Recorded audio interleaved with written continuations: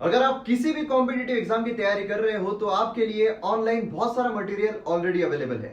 लेकिन ये मटेरियल दो तरीके के होते हैं, एक वो जो आपको आपके गोल तक लेकर जाता है और दूसरा वो जो आपको वहीं पर गोल गोल गोल गोल घुमाता रहता है। तो डिपेंड आप पर करता है कि आपको कौन सा मटेरियल चूज करना है। एमएम एकेडमी ऐप ये एक ऐसा प्लेटफॉर्म है जहां पर आपको हाईएस्ट क्वालिटी कंटेंट के जो वीडियोस है वो देखने को मिलेंगे, जहां पर मेरे द्वारा बहुत सारे कोर्सेज आपके लिए लाए जा रहे हैं। जैसे कि मॉडर्न हिस्ट्री का कोर्स ऑलरेडी कंप्लीटली अवेलेबल है, उसी के साथ साथ पॉलिटी का कोर्स चल रहा है, एथिक्स का कोर्स चल रहा है, करंट अफेयर का कोर्स चल रहा है और आने वाले दिनों में और भी सारे कोर्सेज जो है जैसे कि ज्योग्राफी, इकोनॉमी, एनवायरमेंट, बहुत सारे कोर्सेज आपके लिए आने वाले हैं और ये कोर्सेज हाईएस्ट क्वालिटी के रहेंगे जो आपको आपकी प्रिपरेशन में काफी ज्यादा हेल्प करेंगे। तो आप एमएम एकेडमी ऐप को डाउनलोड कीजिए और जो डेमो लेक्चर्स है उन्हें एक बार देखिए। उसी के साथ साथ आपको प्रिपरेशन में हेल्प करने के लिए जो पीडीएफ है वो भी अवेलेबल रहेगी, जहां से आप रिवाइज कर सकते हो, क्योंकि रिवीजन ये बहुत ज्यादा इंपॉर्टेंट होती है।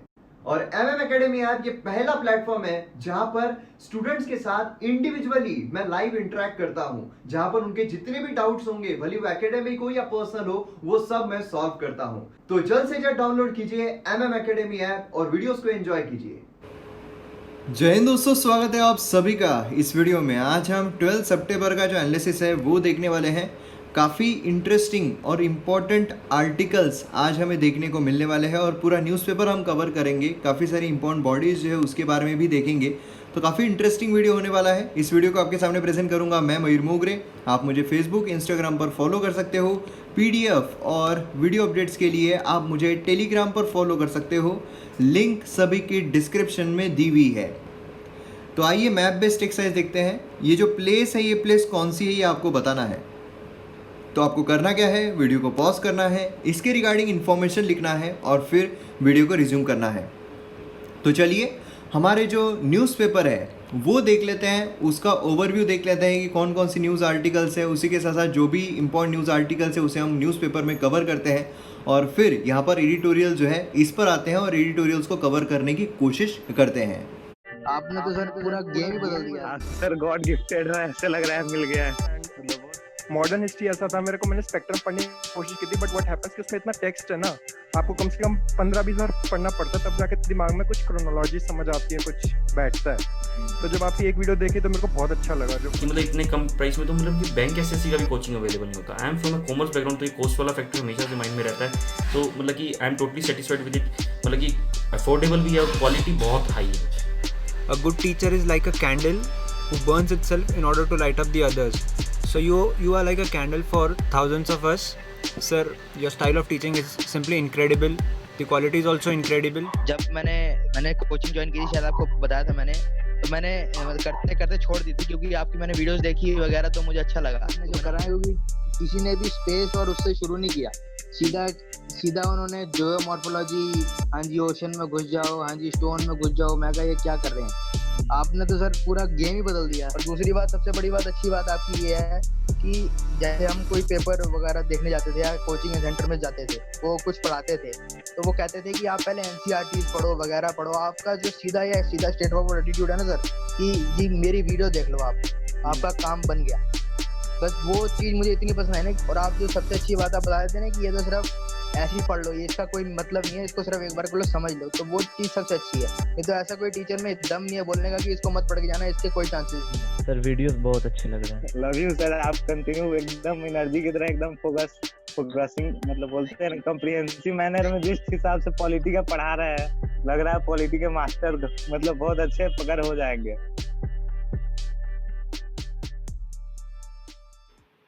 तो आइए यहाँ पर फर्स्ट पेज पर आते हैं। तो फर्स्ट पेज जब हम देखते हैं तो यहाँ पर सबसे पहला ही न्यूज आर्टिकल हमें देखने को मिलता है इंडिया और चाइना के बारे में। इंडिया और चाइना के बीच यहाँ पर जो बातचीत है वो हो रही है, जिससे कि जो टेंशन है एलएसी पर वो रिलीज हो सके।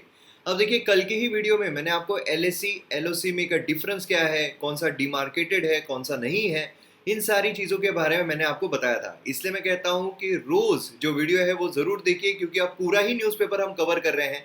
ऐसा नहीं है कि सिर्फ एडिटोरियल कवर कर रहे हैं, पूरा न्यूज़पेपर कवर कर रहे हैं, जो भी इंपॉर्टेंट न्यूज़ आर्टिकल्स है वो कवर कर रहे हैं। तो इसीलिए वीडियो को आप शेयर जो है वो ज़रूर कीजिए, ठीक है। तो अब यहाँ पर हम बात करते हैं जो इंडिया और चाइना रिलेशन है उसके बारे में। तो इसमें सबसे इम्पोर्टेंट चीज़ जो हमें देखने को मिलती है वो ये है कि यहाँ पर 5 पॉइंट अप्रोच जो है वो यहाँ पर देखने को मिला है। 5 पॉइंट अप्रोच, अब ये क्या है जिससे कि जो बॉर्डर क्राइसिस है उसे रिजॉल्व किया जा सके। तो ये क्या है 5 पॉइंट अप्रोच, क्या है, किस तरीके से जो क्राइसिस है वो रिजॉल्व करने की बात की जा रही है लाइन ऑफ एक्चुअल कंट्रोल के वहाँ पर। तो इसके रिगार्डिंग हम डिटेल में जो एडिटोरियल्स है उसमें देखेंगे, क्योंकि सारे एडिटोरियल्स अगर आप देखोगे तो इसी से भरे हुए हैं, ठीक है। फिर अब देखिए अभी क्या हो रहा है, अभी जो बिहार है वहाँ पर इलेक्शंस आने वाले हैं, उसके वजह से क्या हो रहा है कि मतलब उसी के रिगार्डिंग न्यूज़ जो है वो हमें देखने को मिल रही है। तो यहाँ पर आप देख सकते हो सोनिया गांधी जो है वो यहाँ पर मीटिंग लेगी, किसने क्या फाइल किया वो रहेगा। तो ये सारी चीज़ें हमें देखने को मिलने वाली है और ये हमारे एग्जाम पॉइंट ऑफ व्यू से देखा जाए तो इतना इंपॉर्टेंट नहीं है। लेकिन यहाँ पर अब जो बिहार वाले लोग हैं उन पर काफ़ी दारोमदार आ जाता है कि यहाँ पर डेमोक्रेटिक कंट्री में पार्टिसिपेट करना है और अच्छे तरीके से जो सरकार है उसे चुनना है, जिससे कि जो प्रॉब्लम्स है वो रिजॉल्व हो सके। तो यहाँ पर जो दूसरी न्यूज़ आर्टिकल हमारे एग्जाम पॉइंट ऑफ व्यू से इम्पोर्टेंट आती है वो ये है, सीबीआई जो है वो यहाँ पर chargesheet x CAG Shashikant Sharma जो है उनसे यहाँ पर ले रही है। तो सीबीआई के बारे में यहाँ पर न्यूज़ आर्टिकल जो है हमें देखने को मिल रही है, इंक्लूडिंग यहाँ पर CAG, controller and auditor general. तो देखिए अब यहाँ पर अगर हम एग्जाम पर्सपेक्टिव से देखें तो आपको सीबीआई जो उसके बारे में क्वेश्चन पूछे जा सकते हैं। क्यों? क्योंकि सुशांत सिंह राजपूत जो है उसकी वजह से जो सीबीआई है वो काफ़ी न्यूज़ में वैसे ही चल रही है। सीबीआई का फुल फॉर्म क्या है? तो सीबीआई का फुल फॉर्म है सेंट्रल ब्यूरो ऑफ इन्वेस्टिगेशन, ठीक है, सेंट्रल ब्यूरो ऑफ इन्वेस्टिगेशन, ये हमें देखने को मिलता है। ये एक प्रीमियर इन्वेस्टिगेटिंग पुलिस एजेंसी है हमारे देश में। और ये किसके अंडर में फंक्शन करती है? तो ये फंक्शन करती है ministry of personal pension and public grievances, government of India के अंडर में, ठीक है। और उसी के साथ साथ जो पीएमओ है, प्राइम मिनिस्टर्स ऑफिस है, उसके अंडर में ये हमें देखने को मिलती है। तो ये एक चीज़ काफ़ी ज़्यादा इंपॉर्टेंट है जो आपको यहाँ पर ध्यान में रखनी है। देखिए सीधे सीधे क्वेश्चन, सीधे सीधे स्टेटमेंट जो है वो आपको पूछे जा सकते हैं। अब देखिए जब वर्ल्ड वॉर 2 चल रहा था ना, वर्ल्ड वॉर 2 आपको पता है, वर्ल्ड वॉर 1 अगर हम देखें तो 1914 से लेकर तो 1918 के आसपास हमें देखने को मिलता है। उसी के साथ साथ अगर हम वर्ल्ड वॉर 2 देखें तो 1939 से शुरू हुआ है ऐसा सब बोलते हैं, और उसी के साथ 1945 तक चला है ऐसा कहा जाता है।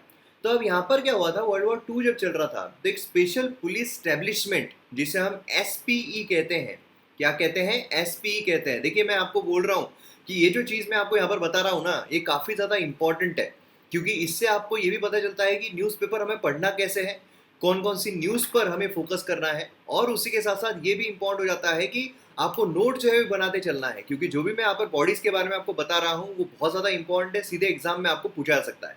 तो यहाँ पर देखिए वर्ल्ड वॉर 2 जब चल रहा था तो एक स्पेशल पुलिस स्टैब्लिशमेंट कॉन्स्टिट्यूट किया गया था। स्पेशल पुलिस स्टैब्लिशमेंट के बारे में भी आपको पूछा जा सकता है। ये कब कॉन्स्टिट्यूट किया गया था? 1941 में, ठीक है। और ये क्यों स्टैब्लिश किया गया था? जिससे कि यहाँ पर इंक्वायरी जो है, ब्राइबरी बोलिए, करप्शन बोलिए, वॉर में जो भी हुए हैं वो यहाँ पर देखा जा सके। और फिर यहाँ पर फॉर्मलाइज्ड एजेंसी जो है गवर्नमेंट ऑफ इंडिया की, जिससे कि यहाँ पर करप्शन वेरियस विंग्स जो होते हैं गवर्नमेंट ऑफ इंडिया में, उसे यहाँ पर देखा जा सके। तो इसलिए जो Delhi Special Police Establishment Act है, Delhi Special Police Establishment Act कब का? 1946 का। इसके तहत हमें यहाँ पर एक फॉर्मलाइज्ड एजेंसी देखने को मिलती है, ठीक है। तो इसलिए सीबीआई जो है वो डिराइव करती है अपने पावर जो Delhi Special Police Establishment Act है 1946 का, इसमें से। तो देखिए कैसे ये आया है, कैसे ये अस्तित्व में आया है Delhi police special Police Establishment act, ये मैंने आपको बताया। खासकर वर्ल्ड वॉर 2 जो है उस सिनारियो से हमें ये एक्ट देखने को मिलता है, और इसके थ्रू यहाँ पर जो सीबीआई है वो अपनी पावर डिराइव करती है, ठीक है। अब 1963 में सीबीआई जो है उसे स्टैब्लिश किया गया था गवर्नमेंट ऑफ इंडिया के अंडर में। अभी देखिए जो सीबीआई है ना, ये बहुत सारे केसेस हैंडल कर सकती है, जैसे कि एंटी करप्शन क्राइम जो होते हैं ये कर सकती है, इकोनॉमिक क्राइम्स जो होते हैं वो भी कर सकती है, स्पेशल क्राइम्स जो होते हैं वो भी यहाँ पर कर सकती है, सुओ मोटो केसेस भी यहाँ पर ले सकती है। सुओ मोटो मतलब खुद अपने तरीके से ले लेना, खुद अपने पास से ले लेना, ठीक है। अब हेड कौन करता है, ये भी एक क्वेश्चन इंपॉर्टेंट होता है। तो सीबीआई जो है इसे हेड किसके द्वारा किया जाता है? डायरेक्टर। कौन करता है? डायरेक्टर करता है। देखिए एक एक चीज नोट कर रहे हो ना आप, डायरेक्टर जो है सीबीआई का as inspector general of police ये यहाँ पर हेड करता है। और उसी के साथ साथ यहाँ पर इसका जो टेन्योर है, कार्यकाल है, वो अक्सर हमें 2 साल का जो है वो देखने को मिलता है। और उसी के साथ साथ यहाँ पर जो कमेटी है वो यहाँ पर अपॉइंटमेंट करती है सीबीआई डायरेक्टर की। अब इस कमेटी में कौन होता है, तो देखिए यहाँ पर आपको सही तरीके से, क्योंकि पॉलिटिकल लेक्चर्स में सब हम देखने ही वाले हैं जो एमएम एकेडमी पर आ रहा है, लेकिन यहाँ पर आपको ध्यान के देना है कि कौन कौन करता है। तो रिवीजन पर्सपेक्टिव से काफ़ी इंपॉर्टेंट होता है। ये प्रधानमंत्री जो है उनके द्वारा हेड किया जाता है, और बाकी इसमें लीडर ऑफ अपोजिशन है ना, जो सिंगल लार्जेस्ट पार्टी है, चीफ जस्टिस ऑफ इंडिया है, सुप्रीम कोर्ट के जज है, वो हमें यहाँ पर देखने को मिलते हैं। तो बेसिकली होम मिनिस्ट्री जो है वो यहाँ पर एलिजिबल जो भी कैंडिडेट्स होते हैं, कौन, होम मिनिस्ट्री जो भी एलिजिबल कैंडिडेट्स होते हैं उनके यहाँ पर लिस्ट भेजती है, और फिर उनमें से ये चुने जाते हैं। ठीक है, 2 साल का इनका टेन्योर होता है, और ये किसके तहत होता है, CVC 2003 का जो एक्ट है उसके तहत। तो ये भी एक चीज़ काफ़ी ज़्यादा इंपॉर्टेंट है।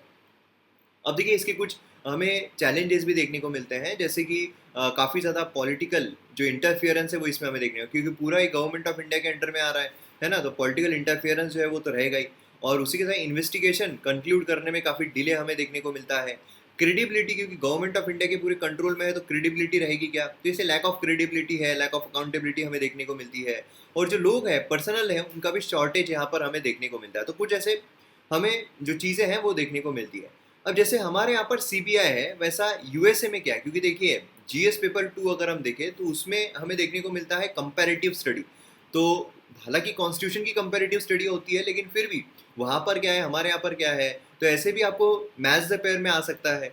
तो अगर हम यहाँ पर देखें तो जैसे सीबीआई है, तो यूएसए में हमें FBI जो है ये देखने को मिलता है। ठीक है, आपने अगर वो सीरियल जो है, सीरियल का नाम नहीं आ रहा है मुझे, पर सीरियल अगर वो दिखेगी तो उसमें FBI हमें देखने को मिलता है, मतलब फेडरल ब्यूरो ऑफ इन्वेस्टिगेशन।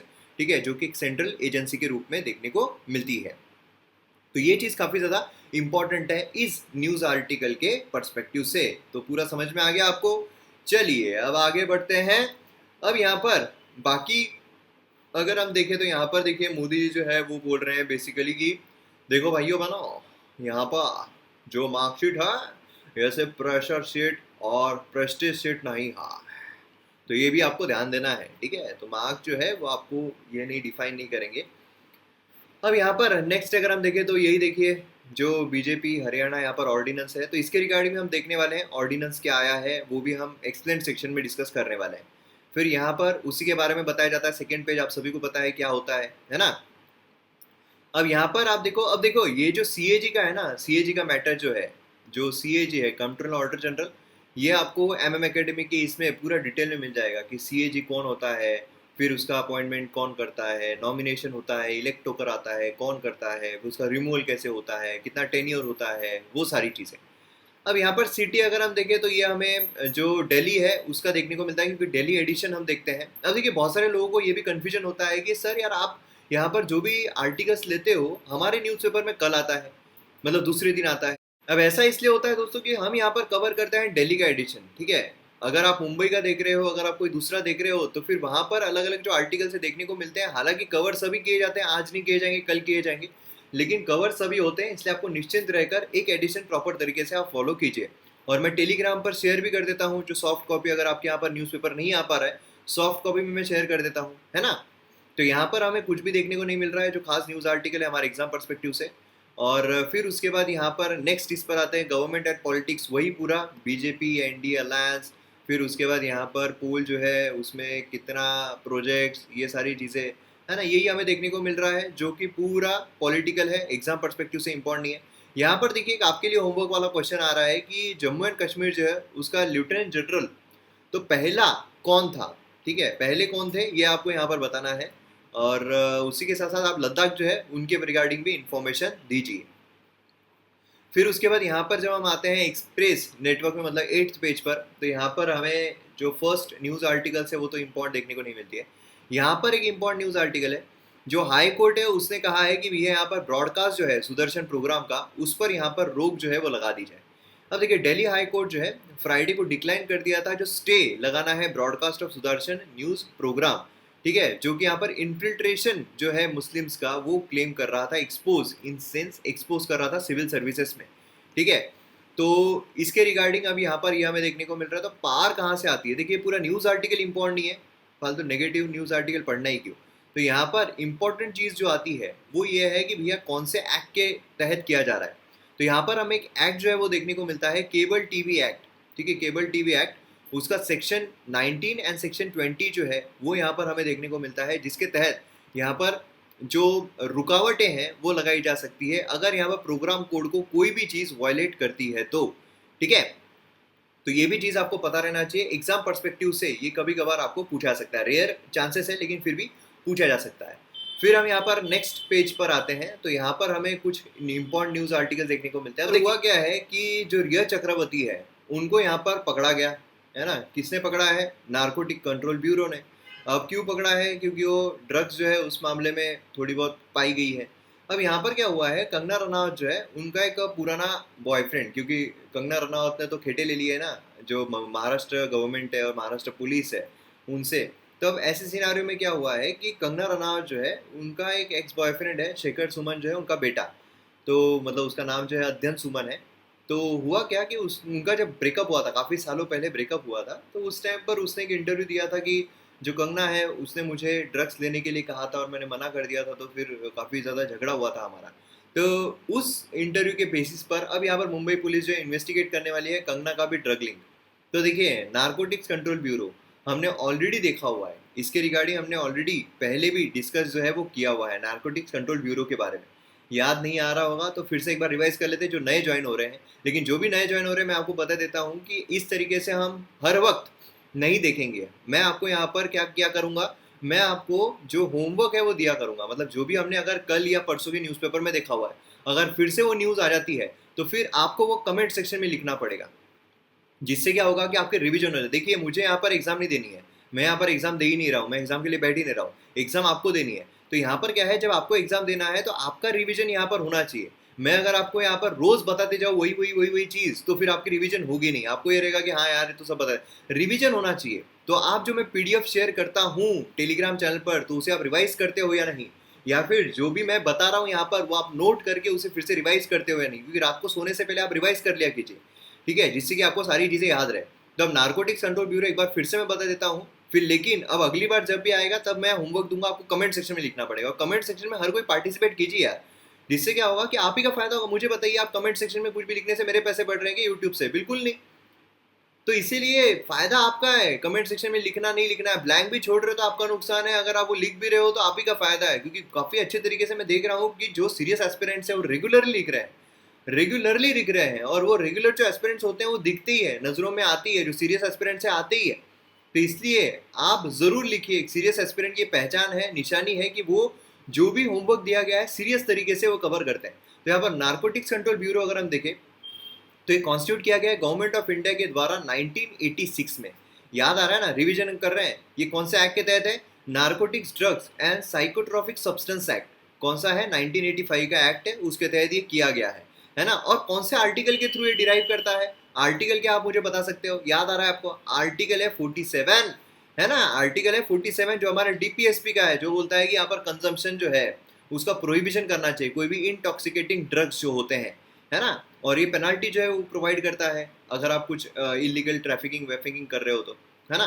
तो ये चीज़ हमें यहाँ पर देखने को मिलती है, काफ़ी ज़्यादा इंपॉर्टेंट है। उसी के बगल में यहाँ पर एक दूसरा हमें न्यूज़ आर्टिकल देखने को मिलता है आईएमडी के बारे में। आईएमडी प्रेडिक्ट कर रहा है डिलेड मानसून एग्जिस्ट, मतलब यहाँ पर जो मानसून है वो जाने वाला है लेकिन डिलेड जाने वाला है। अब डिलेड जब जाने वाला है, मतलब लेट जाने वाला है, तो खरीफ क्रॉप जो है इसको यहाँ पर खतरा हो सकता है। देखिए, सप्लाई यहाँ पर सही होना चाहिए। सप्लाई अगर उसमें डिसरप्शन आ जाता है, खरीफ क्रॉप जो है अगर वो डिलेड मानसून की वजह से वो नष्ट हो जाते हैं, तो फिर यहाँ पर सप्लाई में प्रॉब्लम आ जाएगा। इन्फ्लेशन जो है, फूड इन्फ्लेशन ऑलरेडी बढ़ रहा है, वो बहुत हाई चला जाएगा। तो ये इकोनॉमिक पर्सपेक्टिव से हो गया। दूसरा, अगर हम बॉडी देखें तो यहाँ पर आईएमडी जो है, इंडियन मेट्रोलॉजिकल डिपार्टमेंट, ये काफ़ी न्यूज़ में आ जाता है। तो इंडियन मेट्रोलॉजिकल डिपार्टमेंट अगर हम देखें तो ये स्टैब्लिश कब किया गया था? 1875 जो है तब ये स्टैब्लिश 1875, ठीक है, तब ये स्टैब्लिश किया गया था। उसी के साथ साथ ये मिनिस्ट्री ऑफ अर्थ साइंस जो है, मिनिस्ट्री ऑफ अर्थ साइंस, उसकी एक एजेंसी है, ठीक है, प्रिंसिपल एजेंसी है, जो कि यहाँ पर वेदर फोरकास्टिंग जो होती है, सिस्मोलॉजी होती है, उसके लिए काफ़ी ज़्यादा महत्वपूर्ण भूमिका अपनी निभाती है। तो ये चीज़ काफ़ी ज़्यादा इंपॉर्टेंट है, ये चीज़ आपको ध्यान में रखना है आईएमडी की। देखिए, न्यूज़पेपर पढ़ना कैसे है। यहाँ पर एग्जिस्ट मानसून जो है एग्जिट होने में वक्त लगाने वाला है, वो ठीक है, ये तो हमें न्यूज़ देखने को मिल रही है। लेकिन एग्जाम पर्सपेक्टिव से इंपॉर्टेंट क्या है कि खरीफ क्रॉप जो है वो अगर डिलेड हो जाता है तो भाई साहब हमको प्रॉब्लम आ सकता है ना। और यहाँ पर जो डिलेड मानसून है उसकी वजह से भी खतरनाक तरीके की प्रॉब्लम यहाँ पर आ सकती है। चलिए आगे बढ़ते हैं। एनजीटी, नेशनल ग्रीन ट्रिब्यूनल, कल ही हमने डिस्कस किया हुआ है। तो जैसे मैंने आपको कहा कि भैया होमवर्क जो है आपको मिलेगा, तो अब नेशनल ग्रीन ट्रिब्यूनल जो है कल ही हमने देखा था, कल के ही न्यूज़पेपर में हमने देखा था। तो इसीलिए यहाँ पर नेशनल ग्रीन ट्रिब्यूनल के बारे में अब आपको क्या करना है कि कमेंट सेक्शन में लिखना है कि नेशनल ग्रीन ट्रिब्यूनल की स्थापना जो है, मैं स्थापना बता देता हूँ, 2010 है, ठीक है। और एक्ट के तहत एक स्टैट्यूटरी बॉडी है, और इसमें कौन होता है, कौन प्रिसाइड करता है, कमेटी जो है जो गठन करती है उसमें कौन कौन होता है, कौन कौन से एक्ट अपने अंदर लेता है, क्या वाइल्ड लाइफ प्रोटेक्शन एक्ट 1972 अपने अंडर में लेता है। तो ये सारी चीज़ें आपको कमेंट सेक्शन में जरूर लिखनी है। तो इसके बारे में लिखिए। एनजीटी जो है ये भी काफ़ी न्यूज़ में चल रहा है। देखिए कैसे आपको जो न्यूज़ में चल रहा है आप अगर नज़रअंदाज कर दो कि हाँ मैंने न्यूज़ तो पढ़ ली थी, पूरा न्यूज़पेपर तो पढ़ा था, फिर भी मुझे जवाब क्यों नहीं आया, फिर भी मेरा प्रीलिम्स क्लियर क्यों नहीं हुआ। अरे भाई साहब, आपने जिस तरीके से न्यूज़पेपर पढ़ना चाहिए एग्जाम ओरिएंटेड वो नहीं पढ़ा, आपने चाय पे चर्चा करने के लिए न्यूज़पेपर जो है वो पढ़ा है ना। तो ये चीज़ यहाँ पर काफ़ी ज़्यादा इंपॉर्टेंट हमें देखने को मिलती है। चलिए यहाँ पर ये पेपर का जो है वो हो गया। फिर नेक्स्ट यहाँ पर हमें एडिटोरियल आइडियाज पेज देखने को मिलता है। अब ये जो एडिटोरियल आइडियाज पेज है ये तो हम अलग से सेपरेट देखने वाले हैं हमारे पीपीटी में। फिर उसके बाद यहाँ पर एक्सप्रेस न्यूज आती है, इसमें ईडी के बारे में हमें देखने को मिलता है। यहाँ पर आप देखोगे ईडी जो है वो क्वेश्चन कर रहे हैं केरला मिनिस्टर को, ठीक है। अब अपोजिशन जो है डिमांड कर रहे हैं रेसिग्नेशन। अब यहाँ पर आप बोलोगे कि केरला मिनिस्टर जो है वो क्या है, तो यहाँ पर आपको ये पूछा जाएगा क्या केरला मिनिस्टर जो है उसने क्या किया है जिससे कि रेसिग्नेशन जो है मांगा जा रहा है, कौन केरला मिनिस्टर का नाम क्या है जिसको रेसिग्नेशन मांगा जा रहा है। अरे नहीं, ये सब आपको नहीं पूछा जाने वाला है। आपको पूछा क्या जाने वाला है, आपको पूछा जाने वाला है ईडी के बारे में, जो इन्फोर्समेंट डायरेक्टरेट है उनके बारे में आपको क्वेश्चन जो है पूछा जा सकता है। तो उसके बारे में आपको पता रहना चाहिए। तो इन्फोर्समेंट डायरेक्टरेट अगर हम देखते हैं तो यहाँ पर डायरेक्टरेट ऑफ एनफोर्समेंट जो है ये एक स्पेशलाइज्ड फाइनेंशियल इन्वेस्टिगेटिंग एजेंसी है, ठीक है। क्या है? स्पेशलाइज्ड फाइनेंशियल इन्वेस्टिगेटिंग एजेंसी है, ठीक है। और उसी के साथ साथ ये किसके अंडर में आती है, तो ये आती है government of India, ministry of finance के अंडर में। किसके अंडर में आती है? मिनिस्ट्री ऑफ फाइनेंस के अंडर में आती है इन्फोर्समेंट डायरेक्टरेट, ठीक है। मतलब अगर कोई भी टैक्स से रिलेटेड कोई भी प्रॉब्लम हो तो फिर ये सब कुछ देखती है। आपने कई बार सुना होगा, मतलब इसका मिनिस्ट्री के अंडर में आती है इसलिए गैर फायदा भी उठाया जाता है। कोई अगर गवर्नमेंट के अगेंस्ट में बहुत ही जा रहा है तो उसके पीछे ईडी जो है उसे छोड़ दिया जाता है। फिर एनफोर्समेंट डायरेक्टरेट जो है उसको कई कई दिनों तक, कई कई घंटों तक पूछताछ जो है वो करती है ना। अब यहाँ पर अगर आप देखोगे तो फर्स्ट में 1956 को एक एनफोर्समेंट यूनिट जो है वो फॉर्म किया गया था डिपार्टमेंट ऑफ इकोनॉमिक अफेयर्स के अंडर में। जो भी यहाँ पर फॉरेन एक्सचेंज रेगुलेशन एक्ट है उसका अगर वायलेशन हो रहा है तो वो ये देखता था, ठीक है। और फिर 1956 में एक यूनिट स्थापित की गई, और फिर 1957 में क्या हुआ कि इसका नाम बदलकर ईडी कर दिया गया, एनफोर्समेंट डायरेक्टरेट जो है वो कर दिया गया। अब एनफोर्समेंट डायरेक्टरेट जो है वो एनफोर्स करता है दो लॉज जो है वो एनफोर्स करता है। लॉज कौन से हैं? पहला लॉ हमें देखने को मिलता है foreign exchange management act 1999, FEMA act जिसे कहा जाता है। दूसरा है prevention of money laundering act, जिसे पीएमएलए कहा जाता है 2002 का। मनी लॉन्ड्रिंग जो होती है ना, मनी लॉन्ड्रिंग आप सभी को पता होगा क्या होता है। मनी लॉन्ड्रिंग के बारे में अभी बहुत सारी चीज़ें जो है वो चल रही है। तो मनी लॉन्ड्रिंग अगर आपको नहीं पता है तो देखिए शॉर्ट में आपको बताता हूँ। मनी लॉन्ड्रिंग जो है ना वो 3 फेजेस में हमें देखने को मिलती है, 3 स्टेज प्रोसेस होती है। एक तो होता है फर्स्ट स्टेज में प्लेसमेंट जो होती है ना, मतलब जहाँ पर जो क्राइम का पैसा है वो फॉर्मल फाइनेंशियल सिस्टम में इंजेक्ट कर दिया जाता है, कि मतलब कैसे ना कैसे राउंड ट्रिपिंग कर दे, कैसे ना कैसे घुमा के उसका ब्लैक मनी का व्हाइट मनी में कन्वर्ट कर दिया है। डोनेशन बोलिए, कुछ भी बोलिए। मतलब फॉर एग्जांपल अगर मेरे पास 1 करोड़ रुपए ब्लैक मनी है, ठीक है, और अगर मैं यहाँ पर जो पॉलिटिकल पार्टी है उसको अगर मैं डोनेट कर रहा हूँ कुछ पैसा, फॉर से कि मैं 50 लाख डोनेट कर रहा हूँ, तो मैं लेकिन बता रहा हूँ 1 करोड़ डोनेट कर दिए, ठीक है, तो ये 1 करोड़ रुपए जो है फाइनेंशियल इकोनॉमी में आ गए। या फिर कुछ मैंने डोनेशन का बता दिया कि इतना मैंने एक्चुअल में डोनेट किया 10 लाख, लेकिन मैं बता रहा हूँ 1 करोड़, है ना, तो उनका भी जो ब्लैक मनी है वो भी व्हाइट में तब्दील हो गया, मेरा भी ब्लैक मनी व्हाइट में तब्दील हो। तो इस तरीके से यहाँ पर जो चीज़ें हैं वो हो जाना, इसको बोलते हैं प्लेसमेंट। फिर होता है लेयरिंग। सेकेंड स्टेज में क्या हमें देखने को मिलता है? पहले स्टेज में क्या है? पहले स्टेज में है प्लेसमेंट, ठीक है। दूसरे स्टेज में हमें लेयरिंग जो है ये देखने को मिलती है। देखिए ये मैं आपको जो चीज़ें बता रहा हूँ ना, मेंस ओरिएंटेड बता रहा हूँ, मतलब मेंस के लिए आपको ये काम आ सकती है, ऐसे नहीं हवे में नहीं बता रहा हूँ। जो मैं आपको ये चीज़ें लिख के बता 3 स्टेजेस मेरे मन की नहीं है, ये एक्चुअल में है ये, ठीक है, ये आपको ध्यान में रखना है। लेयरिंग होती है सेकेंड स्टेज में, मतलब पैसा जो है वो जो इंजेक्ट किया गया है सिस्टम में उसे यहाँ पर वेरियस ट्रांजैक्शन के थ्रू स्प्रेड किया जाता है, और फिर यहाँ पर क्या होगा, जो ओरिजिन है पैसे का वो निकालना मुश्किल हो जाएगा। मतलब यह पैसा ओरिजिन कहाँ से हुआ था यही पता नहीं लगा पाएंगे, ठीक है, तो ये इससे जो एक्चुअल में जिसने स्प्रेड किया है वो बच जाएगा। फिर तीसरा होता है इंटीग्रेशन। तीसरा क्या होता है? इंटीग्रेशन। इसमें क्या होता है? फाइनल स्टेज होती है कि भैया जिसने ओरिजिनेट किया था उसके बाद फिर से पैसा जो है घूम फिर के आ गया, ठीक है, अब उसके पास क्लीन पैसा आ गया, वाइट पैसा आ गया। आपने अगर शिवाजी द बॉस मूवी देखी होगी, शिवाजी द बॉस, उसमें किस तरीके से वो वाइट करके लाता है ना, फॉरेन में भेजता है, फॉरेन से उसको डोनेशन आ गया, तो इस तरीके से वाइट पैसा उसके पास आ गया राउंड ट्रिपिंग करके। तो ये अलग अलग 3 स्टेजेस हमें मनी लॉन्ड्रिंग के देखने को मिलते हैं।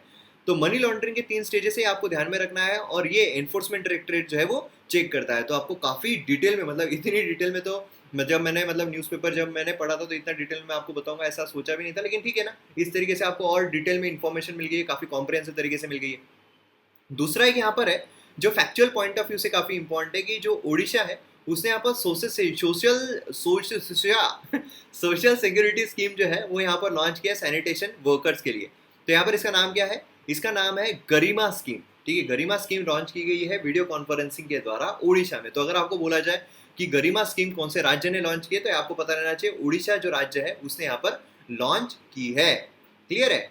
चलिए, अब यहाँ पर बाकी तो देखने को नहीं मिल रहा है। नेक्स्ट इस पर बढ़ते हैं। यहाँ पर एक्सप्लेन सेक्शन है, तो एक्सप्लेन सेक्शन तो हम देखने ही वाले हैं अलग से, और ये भी देखेंगे अफगानिस्तान का। फिर उसके बाद यहाँ पर हम आते हैं तो जो वर्ल्ड पेज है उस पर भी इतनी कुछ खास न्यूज़ आर्टिकल नहीं, वही पुरानी घिसी पिटी न्यूज़ आर्टिकल देखने को मिल रही है। इकोनॉमी में काफ़ी खास न्यूज़ आर्टिकल्स है। यहाँ पर अगर हम देखें इकोनॉमी में, तो सेबी जो है उसने यहाँ पर लिमिट इम्पोज किया है मल्टी कैप फंडिंग इन्वेस्टमेंट के लिए, ठीक है। तो अब यहाँ पर इंपॉर्टेंट क्या है, चलिए बताइए। ये न्यूज़ आर्टिकल से हमारे एग्जाम पर्सपेक्टिव से इंपॉर्टेंट क्या है? एकदम सही पहचाना आपने, क्या है? जो सेबी है उसके बारे में यहाँ पर इंपॉर्टेंट इन्फॉर्मेशन देखने को मिलती है। तो सेबी के बारे में आपको पता रहना चाहिए। तो जब हम सेबी के बारे में देखते हैं तो सेबी जो है ये क्या है? सेबी ये एक स्टैट्यूटरी बॉडी है। ये क्या है? ये एक स्टैट्यूटरी बॉडी है, ठीक है। स्टैट्यूटरी बॉडी मतलब एक्ट के थ्रू बनाई गई है। तो यहाँ पर securities and exchange board of India act जो है 1992 का, उसके तहत इसका गठन किया गया है, ठीक है। बेसिक फंक्शन क्या है कि यहाँ पर जो इन्वेस्टर्स है, शेयर में जो इन्वेस्ट करते हैं, अलग अलग इसमें जो इन्वेस्ट करते हैं, उनका इंटरेस्ट यहाँ पर प्रोटेक्ट किया जाए, उनको यहाँ पर प्रोटेक्ट किया जाए, उनका यहाँ पर जो फ्रॉड है वो ना हो पाए, ठीक है। सेबी जो है वो एग्जिस्टेंस में आने के पहले जो कंट्रोलर और कैपिटल इशू है वो यहाँ पर रेगुलेटरी अथॉरिटी थी, कंट्रोलर ऑफ कैपिटल, ठीक है, कैपिटल इश्यूज, ये एक रेगुलेटरी अथॉरिटी थी। और ये अपनी कैपिटल इश्यूज एक्ट जो था 1947 का, वहाँ से पावर जो है वो डिराइव कर रहा था। तो सेबी आने से पहले अगर आपको पूछा जाए तो कंट्रोलर ऑफ कैपिटल इश्यूज, ठीक है, ये कंट्रोलर ऑफ कैपिटल इश्यूज लिख लीजिए अच्छे तरीके से। कैपिटल इश्यूज एक्ट जो था 1947 का, उसके तहत ही अपनी पावर जो है वो डिराइव कर रहा था। और इनिशियली अगर देखा जाए सेबी जो है पहले से स्टैट्यूटरी बॉडी नहीं थी। पहले अगर सेबी देखा जाए तो ये एक ऑटोनॉमस थी, बाद में उसको 1992 में जो एक्ट है उसका गठन किया गया और उसको एक स्टैट्यूटरी बैकअप जो है वो दिया गया। सेबी का हेडक्वार्टर कहाँ पर है? हेडक्वार्टर अगर देखा जाए तो मुंबई में हमें देखने को मिलता है, ठीक है, मुंबई में देखने को मिलता है। बाकी भी इसके रीजनल ऑफिसेस हैं, अहमदाबाद, कोलकाता, चेन्नई, दिल्ली, वहाँ भी हमें देखने को मिलता है। सेबी में एक चेयरमैन होता है। यहाँ पर अगर आप देखोगे तो IAS ऑफिसर हमें देखने को मिलते हैं, है ना, वेरियस कमिटीज़ के थ्रू अपॉइंट किए जाते हैं। और उसी के साथ यहाँ पर हमें सिक्योरिटीज़ एपिलेट ट्रिब्यूनल भी देखने को मिलता है, जिसे सैट कहा जाता है। अगर यहाँ पर कुछ प्रॉब्लम्स ग्रीवेंसेस होते हैं तो उसके लिए सिक्योरिटी एपिलेट ट्रिब्यूनल अगर हम देखें तो यहाँ पर इसके ये भी अब देखिए किस तरीके से सेबी से हमने शुरुआत की थी और सैट पर हम आ गए, सिक्योरिटीज़ एपिलेट ट्रिब्यूनल। तो ये जो है ये भी एक स्टैट्यूटरी बॉडी है, ठीक है, जो स्टैब्लिश की गई थी same exchange board, security exchange board of India 1992 के तहत। यहाँ पर जो अपील्स होते हैं उसे डिस्क्लोज करने के लिए लाया जाता है। ट्रिब्यूनल आप सभी को पता है ना क्या होता है, एक क्वासी जुडिशियल बॉडी होती है। मतलब अगर आप कोर्ट देखो, हाई कोर्ट देखो, तो ये सभी तरह के केसेस देख सकते हैं। लेकिन अगर हम ट्रिब्यूनल देखते हैं तो पर्टिकुलर जिस चीज़ के लिए ट्रिब्यूनल का गठन किया गया है वही केसेस देखेंगे। अब सैट है तो सिक्योरिटी से रिलेटेड मैटर्स देखेंगे, ना कि किसी का मर्डर हुआ है वो देखेंगे, ठीक है। तो सेबी क्वासी लेजिस्लेटिव और क्वासी जुडिशियल बॉडी है। तो ये चीज़ काफ़ी ज़्यादा इंपॉर्टेंट हमें देखने को मिलती है। फिर यहाँ पर नेक्स्ट जो है ये GST काउंसिल के बारे में बात कर रहा है। GST 42nd और GST काउंसिल मीट यहाँ पर डिफर्ड हुई है। तो अब यहाँ पर क्या इंपॉर्टेंट चीज़ है GST काउंसिल के बारे में आपको बताना है। GST काउंसिल ये भी एक स्टैट्यूटरी बॉडी है क्या? एक्ट के थ्रू बनाई गई है क्या? जी नहीं, GST काउंसिल जो है कॉन्स्टिट्यूशनल बॉडी है। क्या बात कर रहे हो सर, कॉन्स्टिट्यूशनल बॉडी मतलब आर्टिकल में जिक्र किया गया है? बिल्कुल किया गया है। कौन सा आर्टिकल है? तो आर्टिकल हमें 279A जो है ये देखने को मिलता है, 279A, ठीक है। तो ये हमें देखने को, और ये 101st अमेंडमेंट एक्ट जो था उसके तहत इसका गठन किया गया था। चेयर किया जाता है हमारे जो फाइनेंस मिनिस्टर है उनके द्वारा, और इसमें जो वोटिंग है वो भी होती है। 2/3 जो है ये दिया गया है वेटेज स्टेट्स को, 1/3 जो है वो लिया गया है सेंटर के द्वारा। अब इसमें कितना होगा, क्या होगा, वो सब देखा जाता है। कोऑपरेटिव फेडरलिज्म जो है वो देखा जाता है इसमें। तो ये चीज़ भी काफ़ी ज़्यादा इंपॉर्टेंट है जो आपको यहाँ पर पता रहना चाहिए। क्लियर है? चलिए अब नेक्स्ट इस पर देखते हैं कौन सा आर्टिकल इम्पॉर्टेंट है। हाँ, यहाँ पर ये वाला एक आर्टिकल इम्पॉर्टेंट हमें देखने को मिल रहा है। क्या है? इंडिया जो है अपनी पोजीशन स्लिप हो गया है ग्लोबल इकोनॉमिक फ्रीडम इंडेक्स में। अब यहाँ पर इंपॉर्टेंट क्या आता है? इंपॉर्टेंट आता है भाई साहब ग्लोबल इकोनॉमिक फ्रीडम इंडेक्स। ये क्या है? तो अब इसमें क्या होता है, इंडिया जो है वो अपनी 26 प्लेस शिफ्ट हो गया है, 105वां रैंक हमें देखने को मिल रहा है अमंग 162 कंट्रीज। ठीक है, पहले की इसमें अगर देखा जाए तो इंडिया जो है वो प्रीवियस एडिशन में 79th रैंक जो है वो हमें यहाँ पर देखने को मिल रहा था। देखिए यह काफ़ी इंपॉर्टेंट होता है, कौन रिलीज करता है, कितना रैंक था, इंडिया का क्या है, ये काफ़ी ज़्यादा इंपॉर्टेंट होता है। तो ग्लोबल इकोनॉमिक फ्रीडम अगर हम देखें, according to economic freedom of the world 2020 की रिपोर्ट जो रिलीज की गई थी by Fraser Institute in Canada. ठीक है, तो ये भी एक चीज़ जो होती है काफ़ी ज़्यादा इंपॉर्टेंट हमें देखने को मिलती है। तो इंडिया का रैंक जो है वो स्लिप हुआ है किसमें? इंडिया का रैंक स्लिप हुआ है इकोनॉमिक फ्रीडम इंडेक्स में।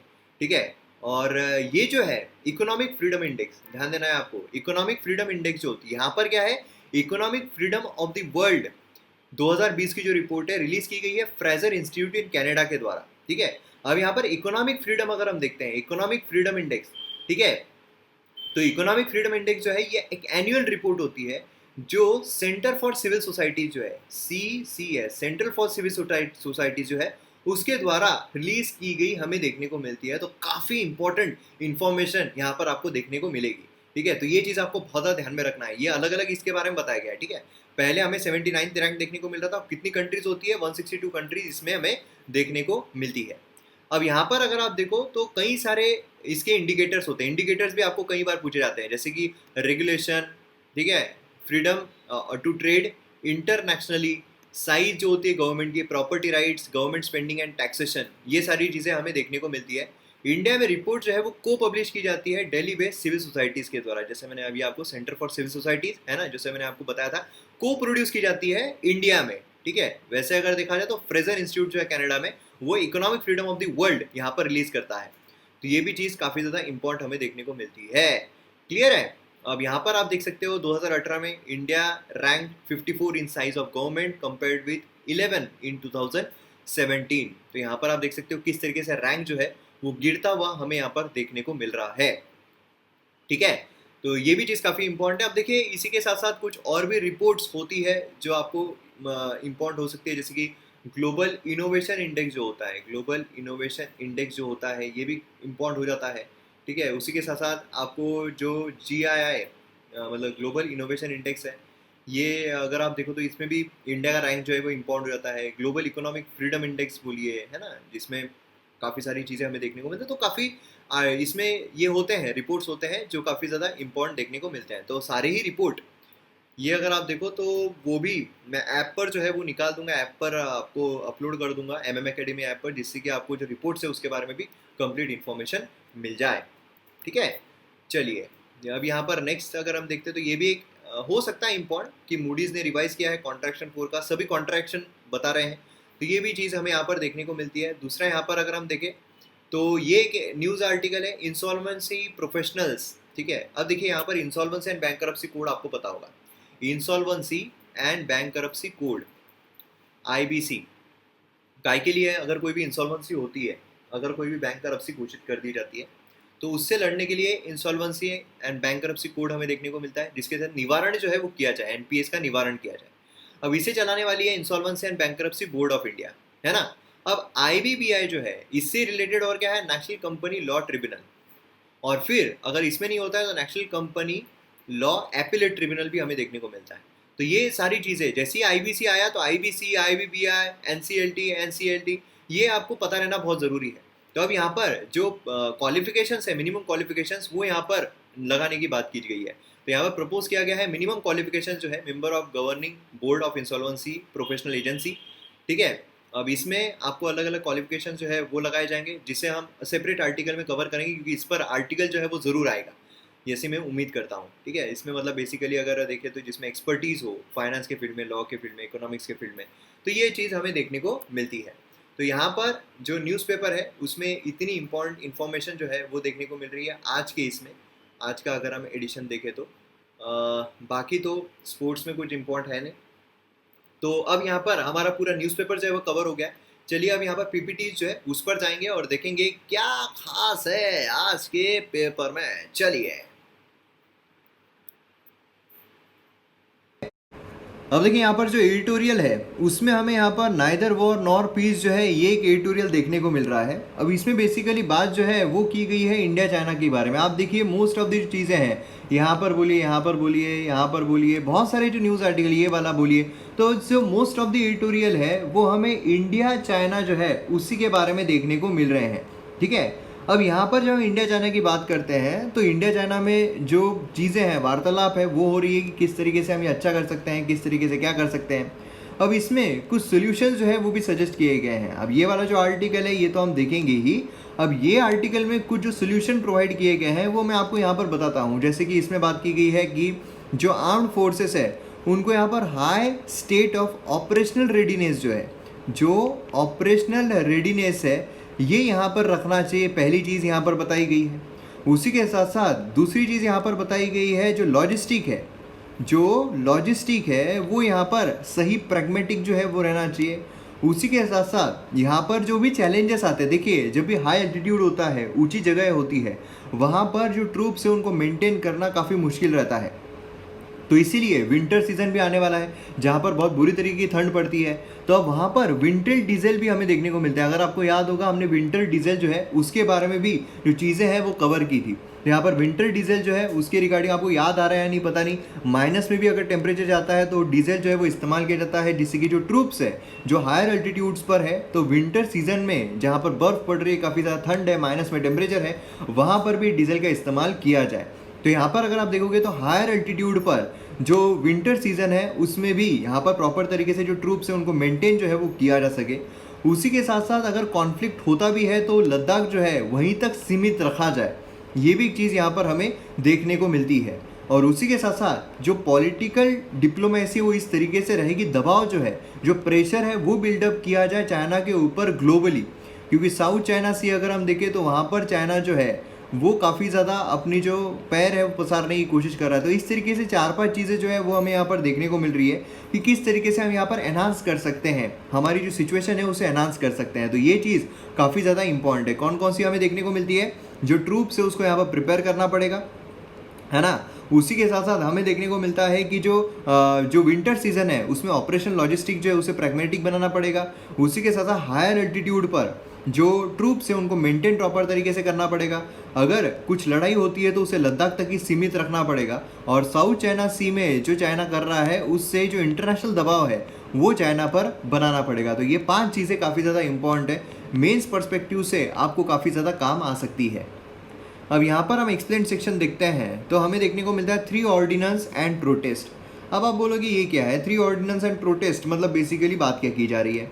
देखिए यहाँ पर अगर आप देखोगे ना तो ये थोड़ी बहुत प्रोटेस्ट जो है वो ज़बरदस्ती की प्रोटेस्ट देखने को मिल रही है, जो हुआ ही नहीं है उसकी। अब यहाँ पर क्या हुआ है, जो फार्मर्स ऑर्गेनाइजेशन है हरियाणा बोलिए, उसी के साथ साथ अगर हम देखें तो कुछ यहाँ पर चंडीगढ़ जो है वहाँ पर भी थोड़ा बहुत देखने को मिल रहा है। लेकिन फिर भी अगर हम हरियाणा देखते हैं तो वहाँ पर फार्मर जो है थोड़े बहुत एंग्री हो गए। अब देखिए पूरे फार्मर को ही यहाँ पर बोला जाता है, हालांकि यहाँ पर जो ऑर्गेनाइजेशन है तो वो यहाँ पर थोड़ी बहुत गुस्सा जो है वो अपना जाहिर कर रही है। अब हुआ क्या है कि यहाँ पर जो ऑर्डिनेंस लाए गए हैं, ऑर्डिनेंस किस तरीके से लाए गए हैं तो देखिए फार्मर प्रोड्यूस्ड कौन कौन से हैं, तो farmer produced trade and commerce जो ऑर्डिनेंस है वो यहाँ पर लाया गया है। दूसरा एसेंशियल कमोडिटीज़ अमेंडमेंट जो ऑर्डिनेंस है वो यहाँ पर लाया गया है। और उसी के साथ साथ यहाँ पर फार्मर्स एम्पावरमेंट एंड प्रोटेक्शन ये जो ऑर्डिनेंस है ये लाया गया। ऑर्डिनेंस क्या होता है, देखिए क्या होता है कि जब भी कोई एक्ट लाना होता है, हमें कोई भी कानून लाना पड़ता है तो उसके लिए बिल जो है वो इंट्रोड्यूस किया जाता है। बिल कहाँ इंट्रोड्यूस किया जाता है, बिल इंट्रोड्यूस किया जाता है पार्लियामेंट में। अभी अगर ये ऑर्डिनरी बिल है, ये वाला बेसिकली अगर देखा जाए तो ऑर्डिनरी बिल रहेगा। ऑर्डिनरी बिल जो है वो लोकसभा में और राज्यसभा में दोनों ही जगहों पर इंट्रोड्यूस किया जा सकता है। दूसरी कंडीशन क्या है कि जो मिनिस्टर है उसी के साथ साथ जो प्राइवेट मेंबर है कोई भी इसे इंट्रोड्यूस कर सकता है। मिनिस्टर मतलब जिसके पास मंत्री पद है, और प्राइवेट मेंबर मतलब ऐसा एमपी जिसके पास मंत्री पद नहीं है। फिर वो कोई भी हो सकता है, रूलिंग पार्टी का बोलो, अपोजिशन पार्टी का बोलो। और उसी के साथ साथ इसे सिंपल मेजोरिटी जो मोस्टली सिंपल मेजोरिटी जो है उससे पास करना पड़ता है। तो यहाँ पर क्या हो रहा है कि जो लोकसभा है और राज्यसभा है दोनों ही सेशन में रहेंगे तभी जाकर ये बिल जो है पास हो सकता है और एक्ट में तब्दील हो सकता है। लेकिन अगर लोकसभा राज्यसभा, अभी आप देखोगे पेंडेमिक की वजह से सेशन जो है बहुत कम देखने को मिल रहे हैं, तो अगर ये सेशन में ना हो तो ऐसे समय पर जो प्रेसिडेंट होते हैं, जो राष्ट्रपति होते हैं, वो ऑर्डिनेंस जो है वो ला सकते हैं। ठीक है, ऑर्डिनेंस लेकर आ सकते हैं। ऑर्डिनेंस की सेम पावर एंड इफेक्ट रहती है एक्ट ऑफ लॉ के तहत, और उसी के साथ साथ इसकी मैक्सिमम लाइफ क्या रहती है, 6 months एंड 6 weeks। तो देखिए किस तरीके से हमने जो करंट सिनारियो चल रहा है उसको स्टैटिक पोर्शन से भी जोड़ दिया और पॉलिटी कवर कर लिया। अब ये मैंने आपको यहीं पर क्यों बताया, क्योंकि MM Academy ऐप पर अगर आप देखोगे जो पॉलिटिकल लेक्चर्स है उसमें मैंने डिटेल में ये सारी ही चीज़ें कवर की हुई है। हमारा ऑर्डिनेंस भी हो गया है, हमारा जो पार्लियामेंट चैप्टर है वो भी कंप्लीट हो गया है, तो मोस्ट ऑफ द सारी चीज़ें यहाँ पर कवर हो गई है। तो सभी हमने यहाँ पर कवर किया था अच्छी तरीके से डिटेल में। अब यहाँ पर क्या हो रहा है कि ये जो 3 ऑर्डिनेंस लाए गए हैं, क्योंकि पार्लियामेंट सेशन में ना रहने की वजह से यहाँ पर 3 ऑर्डिनेंस जो है वो हमें यहाँ पर देखने को मिले हैं, है ना। तो अब यहाँ पर बेसिकली क्या हो रहा है कि जो हरियाणा है वहाँ पर, जो पंजाब बोलिए, हरियाणा बोलिए, वहाँ के जो फार्मर्स है वो काफ़ी ज़्यादा खफा हमें देखने को मिल रहे हैं। तो वो क्यों खफा देखने को मिल रहे हैं, क्योंकि जो ऑर्डिनेंस है इसका ही अपोज कर रहे हैं। अब ऑर्डिनेंस का अपोज क्यों हो रहा है, देखिए इसमें बेसिकली 3 ऑर्डिनेंस में से 2 ऑर्डिनेंस का तो उनको कोई प्रॉब्लम नहीं है, समस्या नहीं है, लेकिन यहाँ पर जो एक ऑर्डिनेंस है इससे उनको बहुत समस्या है। और वो कैसी समस्या है, अब यहाँ पर तीनों ऑर्डिनेंस का पहले तो आपको ये बता देता हूँ। जैसे कि यहाँ पर क्या हो रहा है, ट्रेड एंड कॉमर्स अगर हम देखें, पहले क्या था कि फार्मर जो उनको APMC जो मंडी होती है ना, APMC जो होती है वहाँ पर आपको आपके जो भी खाद्य है वो बेचना पड़ेगा, सेल करना पड़ेगा, है ना। तो वो आपको बेचना पड़ता है APMC, उसके बाहर आप नहीं कर सकते हो। लेकिन अब यहाँ पर farmer produce trade and commerce इसके तहत क्या है कि भैया आप बाहर जो है वो भी बेच सकते हो, आपकी मर्जी से आप बेच सकते हो। ठीक है, आपकी चॉइस है कि आपको बाहर भी अगर बेचना है तो वहाँ पर भी आप जाकर बेच सकते हो। जिससे क्या होगा, एक फ़ायदा ये होगा कि आप फार्मर जो है वो रिस्ट्रिक्टेड नहीं है कि भैया यहीं पर बेचना पड़ेगा, आप कहीं पर भी जाकर बेच सकते हैं, अपने प्राइजेस के हिसाब से बेच सकते हैं। बेटर प्राइस उनको मिल सकती है जब वो बाहर बेचेंगे, तो उनको अच्छी खासी पैसा मिल सकता है। दूसरा, एसेंशियल कमोडिटी ऑर्डिनेंस के तहत क्या हो रहा है कि यहाँ पर जो मतलब ये होता है, जो प्राइस लगाई जाती है कि आप इसके ऊपर नहीं बेच पाओगे, जो गवर्नमेंट लगा देते हैं ना, इन्फ्लेशन अगर बहुत ज़्यादा हो गया तो गवर्नमेंट तो लगा देती है, तो अब वो नहीं लगा पाएगी, तो अब गवर्नमेंट का हस्तक्षेप नहीं रहेगा, है ना। उसी तरीके से यहाँ पर भी जो प्रोटेक्शन है फार्मर का वो किया जा रहा है। तो प्रॉब्लम जो है ना वो यहाँ पर फार्मर को लग रही है कि इसमें जो APMC मंडी है उसके बाहर आप बेच सकते हैं। तो अब क्या होगा, APMC में जब तक बेच रहे थे तब तक मिनिमम सपोर्ट प्राइस जो है वो देना पड़ता था, है ना। मिनिमम सपोर्ट प्राइस की मतलब अगर आप बाहर बेच के देखो, अगर आपको प्राइस नहीं मिल रही तो मिनिमम इतने प्राइस पे तो हम आपसे खरीदेंगे ही खरीदेंगे। लेकिन अब क्या होगा कि यहाँ पर मिनिमम सपोर्ट प्राइस जो है ये हटा सकते हैं। देखिए हटा सकते हैं, इस वजह से यहाँ पर प्रॉब्लम जो हो रहा है। बाकी जो ऑर्डिनेंस है वो तो अच्छे ही लाए गए हैं, लेकिन यहाँ पर जो एंगर देखने को मिल रहा है इससे है कि भैया अगर ये कर दिया तो ये चीज़ हमें यहाँ पर देखने को मिल रही है। बाकी अगर हम ये देखें स्टेक इन अफगानिस्तान टॉक, तो ये हम आगे देखेंगे, ये बाकी हमारे एग्जाम पर्सपेक्टिव से इंपॉर्टेंट है। और 2 न्यूज़ आर्टिकल है, ये भी काफ़ी ज़्यादा इंपॉर्टेंट है यहाँ पर। चलिए, तो पहले जब हम बात करते हैं यहाँ पर China to Arab world, India जो है अपना जियो स्ट्रेटेजिक कार्ड जो है इफेक्टिवली प्ले कर रहा है, ऐसा बोला जा रहा है। चाइना जो है ये काफ़ी डिफ़िकल्ट नेबर रहा है ना। मतलब हमारी जो पॉलिसी है, नेबरहुड पॉलिसी, उसे करने में, मतलब एक्ट ईस्ट पॉलिसी हो या जो भी हमारे नेबर से रिलेटेड पॉलिसीज़ हो, उसमें चाइना जो है काफ़ी डिफ़िकल्ट नेबर रहा है। अब इसमें सवाल ये आता है कि जो प्रेसिडेंट जिनपिंग है उसने यहाँ पर अग्रेसिव पॉलिसी जो है वो यहाँ पर इंट्रोड्यूस की। सिंस 2013 से तो काफ़ी ज़्यादा अग्रेसिव हो गया, अपने कल्चरल इन्फ्लुएंस बोलिए, रीजनल सिक्योरिटी कोऑपरेशन बोलिए, सोशलाइजेशन बोलिए, काफ़ी ज़्यादा बढ़ाना शुरू कर दिया उसने। आप देखिए यहाँ पर साउथ चाइना सी जो हमें देखने को मिलता है, तो साउथ चाइना सी में ये जो 9 डैश लाइनें हमें देखने को मिलती है, मतलब इसमें जो भी आएगा, स्पार्टली आइलैंड बोलिए, जो भी आइलैंड्स है वो सब हमारे हैं। तो यहाँ पर वियतनाम, फिलीपींस, ये तो बोल रहे हैं भैया तुम तो ये सीधी दादागिरी कर रहे हो, ऐसे कैसे, ये तो तुम गलत कर रहे हो ना यार। तो ये चीज़ यहाँ पर देखने को मिल रही है, ठीक है। तो ये सबसे बड़ा प्रॉब्लमेटिक चीज़ है। साउथ और ईस्ट चाइना सी एरिया अगर हम देखें तो चाइना जो है यूनिलैटरली अपनी 9 डैश लाइन जो है इन्फोर्स कर रहा है मेरीटाइम बाउंड्रीज। नहीं तो नॉर्मली क्या होता है कि आपके कुछ नॉटिकल माइल्स होते हैं, अगर आपको याद हो, कितने नॉटिकल, 200 है ना, इतना होता है, जिसमें एक्सक्लूसिव आपका वो जोन होता है कि उसके अंदर अगर कोई भी रिसोर्सेज हो तो आप वो ले सकते हो। तो फॉर एग्जांपल अगर यहाँ पर वियतनाम कंट्री है तो फिर इसके यहाँ तक जो एक्सक्लूसिव इकोनॉमिक जोन है, वहाँ तक जो भी उसके अंडर में आएगा वो सब वो ले सकता है, जो भी रिसोर्सेस है। लेकिन चाइना जो है वो बोल रहा है कि भैया ये पूरा अपना है, यहाँ तुम कुछ नहीं कर सकते, यहाँ अपुन करेगा। ये मतलब यहाँ पर वो क्लेम भी क्यों कर रहा है, क्योंकि साउथ चाइना सी में काफ़ी ज़्यादा रिसोर्सेज देखने को मिलते हैं, तो इसीलिए वो पूरा क्लेम करता है कि मेरा है, मेरा है, मेरा है, मेरा है, मेरा है। ठीक है, अब यहाँ पर क्या है कि जो भी वर्डिक्ट आए हैं कि नहीं भैया चाइना ये क्लेम नहीं कर सकता है, चाइना जो है उसको ये करने की कोशिश करता है कि तुम कौन होते हो भाई साहब बीच में दखलंदाजी करने वाले, यहाँ सबका बाप है, ऐसा यहाँ पर बोलने की कोशिश करता है। ठीक है, हालांकि भूल गया है कि इंडिया भी है बाजू में। तो यहाँ पर ये चीज़ें काफ़ी ज़्यादा इंपॉर्टेंट है, जिससे कि जो आसपास की कंट्री से काफ़ी ज़्यादा खफा है इस चीज़ से। अब यहाँ पर वियतनाम जो है उसने काफ़ी ज़्यादा कंडेम जो है वो भी किया है कि चाइना जो है अपने कोस्ट गार्ड यहाँ पर रखता है, चाइना जो है काफ़ी ज़्यादा जो एक दादागिरी है वो यहाँ पर करने की कोशिश कर रहा है ना। अब इंडियन पॉइंट ऑफ व्यू से देखा जाए तो इंडिया के पास एक बहुत अच्छा मौका भी है कि ग्लोबल पर्सपेक्टिव में चाइना जो है उसकी जो इमेज यहाँ पर निकलती जा रही है, गिरती जा रही है, उसे अच्छी तरीके से ये कर दे और अपना इन्फ्लुएंस जो है वो यहाँ पर आसपास की कंट्रीज़ पर बना ले। लेकिन अगर एक्चुअल में देखा जाए तो नेपाल जो है वो चाइना के करीब जा रहा है, श्रीलंका अगर हम देखें तो वो चाइना के करीब जा रहा है, म्यांमार जो देखे उसको छोटी छोटी कंट्रीज़ को डेप्ट ट्रैप में फंसा रहा है ना। मतलब क्या करो कि आपकी एक बड़ी सी कंपनी है तो छोटे छोटे जो यूट्यूब चैनल्स रहेंगे उसको अपने कब्जे में ले लो, मतलब ऑनलाइन। तो इस तरीके से क्या हो रहा है कि ये जो चाइना है वो क्या कर रहा है, डेप्ट ट्रैप में फंसा रहा है। लेकिन ये जो फंस रहे हैं इनको ये भी नहीं पता चल रहा है कि भैया ये क्या हो जाएगा, मतलब इस तरीके से चीज़ें हैं वो देखने को मिल रही है। प्राइम मिनिस्टर मोदी जो है प्रोएक्टिव डिप्लोमेसी यहाँ पर दिखाई दी है। मतलब ऐसे होता है कि कोई कंट्री जो है अगर वो फंस गई हो तो बाहर भी निकल जाती है कि नहीं नहीं ये तो भैया डेप्ट ट्रैप है, ये तो मतलब फंसानुक है, तो इससे बाहर निकल जाओ, इसमें कोई लेन देना बचा नहीं है, तो बाहर भी निकल जाती है, एक इंडिपेंडेंट हो जाती है। फिर कितनी भी उसको सप्रेस करने की कोशिश की जाए फिर भी एक इंडिपेंडेंट हो जाती है, अपनी यहाँ पर जो छाप है वो छोड़ती है।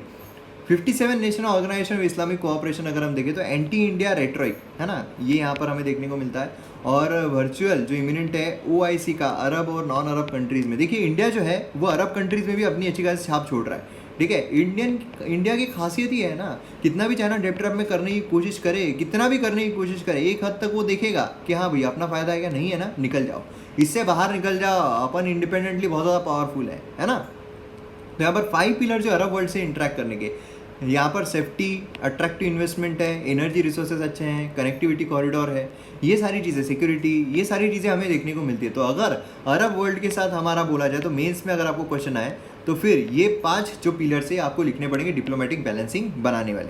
ठीक है, अब इसमें हमें जो एक इकोस है ये देखने को मिलता है। मतलब बेसिकली ये है क्या, ये आप बोलोगे ये क्या है, अलग ही नाम देखने को मिल रहा है, इकोनॉमिक एंड सोशल काउंसिल है। ठीक है, इकोनॉमिक एंड सोशल काउंसिल ये हमें देखने को मिलता है। इंपॉर्टेंट UN बॉडी है, तो ये भी काफ़ी ज़्यादा इंपॉर्टेंट होता है। अगर मैं आपको इसके बारे में बताता हूँ, प्रिंसिपल बॉडी है जिससे कि जो पॉलिसीज़ होते हैं, डायलॉग्स होते हैं, ये सब यहाँ पर प्रॉपर तरीके से किए जा सके। इसमें अगर हम देखें तो 54 मेंबर कंट्रीज़ जो है वो हमें देखने को मिलते हैं। ठीक है, और अगर आप देखो तो इलेक्ट होकर आते हैं, 3 ईयर्स का इनका टर्म होता है, सस्टेनेबल डेवलपमैंट के लिए काम करते हैं, तो ये काफ़ी ज़्यादा इंपॉर्टेंट है। और अगर इसकी कुछ बॉडीज़ देखें तो इंटरनेशनल लेबर ऑर्गेनाइजेशन, आपने नाम तो सुना ही होगा है ना, फिर उसके बाद FAO, इस तरीके की बॉडीज़ जो है वो हमें देखने को मिलती है। तो ये काफ़ी ज़्यादा इंपॉर्टेंट है, ध्यान में रखिएगा। अब खास प्रॉब्लम आता है टर्की का भी। टर्की अगर हम देखें तो भैया हमारे से दूर दूर दूर दूर दूर दूर दूर दूर रहने की कोशिश करते हैं। अगर हम कश्मीर का मुद्दा देखें उसमें खुलकर जो भारत है उसका यहाँ पर विरोध कर रहे थे, है ना। अब इंडिया अगर देखें तो हिस्टोरिक रिलेशन जो है टर्की के साथ वो यहाँ पर चेरिश करता है, लेकिन जो टेंशन है वो यहाँ पर बढ़ते जा रहे हैं। और उसी के साथ यहाँ पर जो बॉन्ड है पाकिस्तान के साथ टर्की का, वो यहाँ पर घुस हो रहा है। अब यहाँ पर इंडिया का ट्रेडिशनल अलाइज अगर देखिए यूरोप में है, तो यहाँ पर क्या है कि जो ऑस्ट्रेलिया है, वियतनाम है, जापान है, इंडो पैसिफिक नेबरहुड है, नए चैलेंजेस यहाँ पर आ रहे हैं, नए चैलेंजेस को यहाँ पर फेस करना है। इसीलिए जो अरब वर्ल्ड है, देखिए अरब वर्ल्ड यहाँ पर एक चीज़ जो अच्छी हो रही डिप्लोमेटिकली क्या है कि अगर हम UAE देखें तो उसका यहाँ पर इसराइल के साथ जो ताल्लुकात है वो बढ़ रहे हैं, और इंडिया और इसराइल के रिलेशन जो है काफ़ी अच्छे हैं। और अभी USA और इंडिया के रिलेशन, UAE और इंडिया के रिलेशन भी अच्छे हो रहे हैं। मतलब यहाँ पर अरब वर्ल्ड जो है उसके और इंडिया के रिलेशन हम बोल सकते हैं कि अच्छे खासे यहाँ पर बढ़ रहे हैं, है ना। तो इसलिए यहाँ पर जो बाकी बीच में जो कंट्रीज़ बुक कर रही है उससे कुछ इतना फ़र्क नहीं पड़ता है। नेक्स्ट यहाँ पर अफ़गान जो है वो यहाँ पर बात करने वाला है, और इंडिया के लिए क्या हो सकता है, मतलब अफ़गान पीस डील जो है उसकी यहाँ पर बात की जा रही है। देखिए अफ़गानिस्तान में पीस डील, वहाँ का जो मसला है, पूरा जो प्रॉब्लम चल रहे हैं, तालिबान कैसे उभर कर आया, इसके लिए एक सेपरेट वीडियो भी अवेलेबल है। तो इसीलिए US Taliban peace deal by मयूर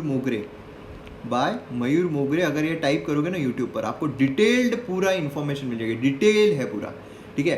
तो अब क्या हुआ था, बीच में यहाँ पर हो गया था कि पीस डील जो है ख़राब हो गई थी, लेकिन फिर यूएसए जो है उसने कुछ ये किया, इलेक्शन आ रहे हैं ना भाई साहब, तो यहाँ पर उसने अपने जो सोल्जर से निकालना शुरू कर दिए। अब यहाँ पर तालिबान बोल रहा है कि नहीं हमको पीस डील तो चाहिए ही, पीस तो यहाँ पर करना ही है।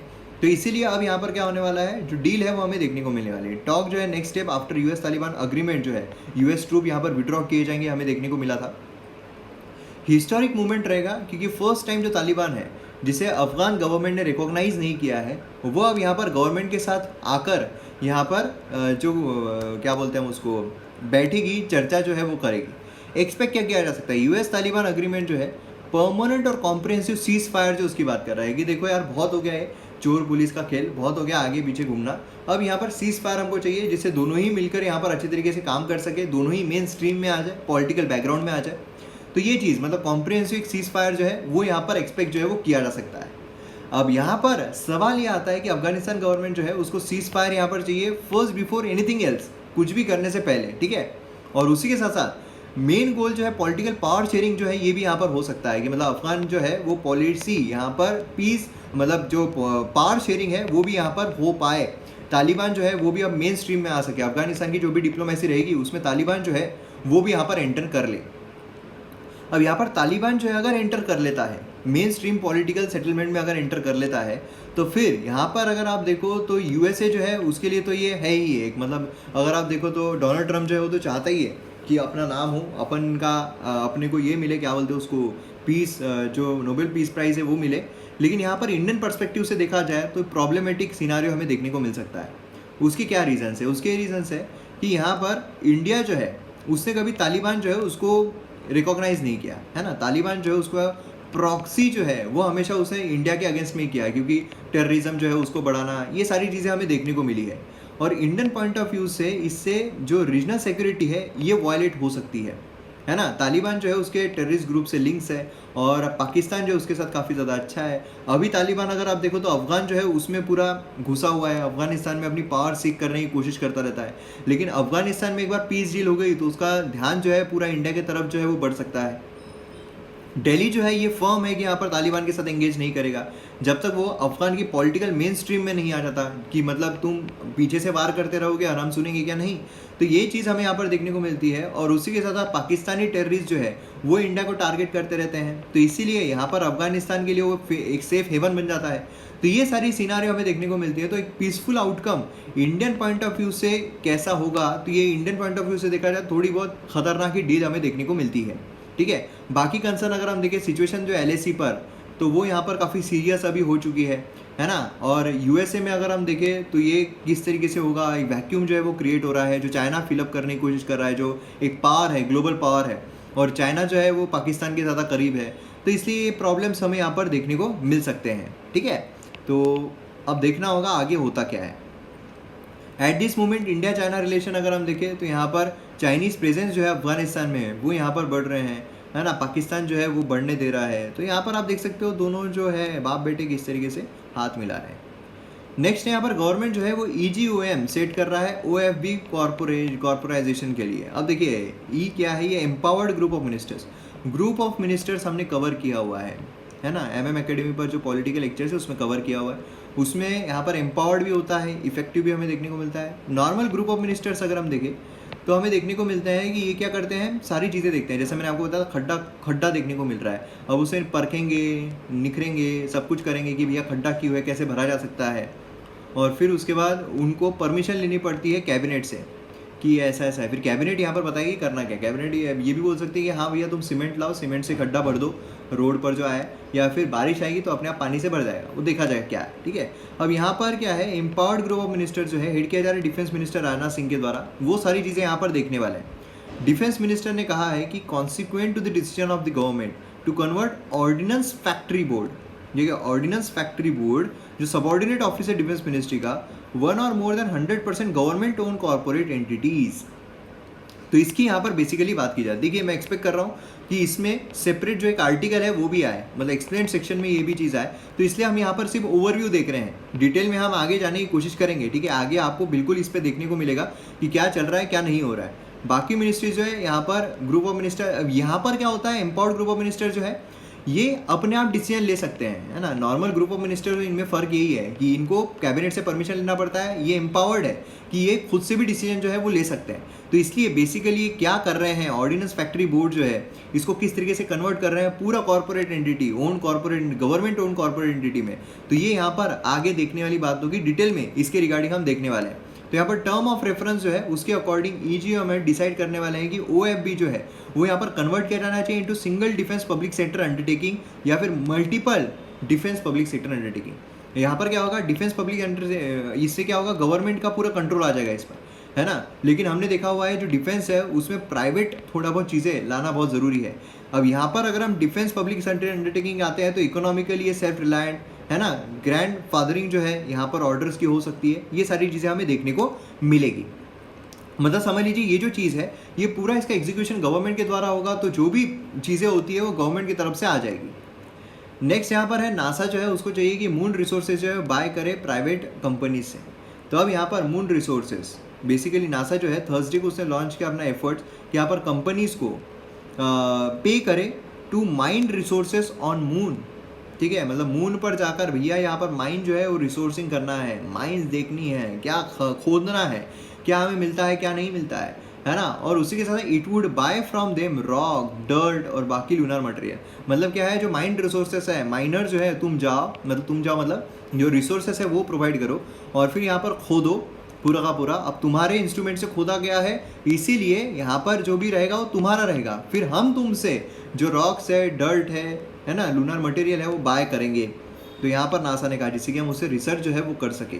ठीक है, अब यहाँ पर इनिशिएटिव है कि कंपनीज जो है जिनका प्लान है कि यहाँ पर रोबोट जो है वो भेजे लूनर रिसोर्सेज पर, लूनर सरफेस पर, और फिर वहाँ पर डिगिंग करे, वहाँ पर माइनिंग करे और उसी के साथ जो भी निकलेगा वो उनको मिल जाएगा। ठीक है, नासा ने कहा है कि mind resources as a property of the company, material जो है वो सोल प्रॉपर्टी बन जाएगा नासा का परचेस करने के बाद। मतलब यहाँ पर जो भी वो खोदेंगे उससे फिर निकलेंगे तो फिर उसका नासा जो है वो खरीदेगा उनसे और फिर वो जो पूरी प्रॉपर्टी नासा की हो जाएगी। मतलब वो फिर जो भी उसमें रिसर्च होगी वो पूरा नासा का ही कहलाएगा। ठीक है, एक्स्ट्रा टेरेस्ट्रियल एम्बिशन अगर हम देखें तो कई बार ऐसा चलता आया है कि मतलब मार्स पे जाओ, इस पे जाओ, उस पे जाओ, देखो कि क्या चल रहा है क्या नहीं चल रहा है, जिससे कि हम ये पता लगा सके कि वहाँ पर क्या रहेगा क्या नहीं रहेगा।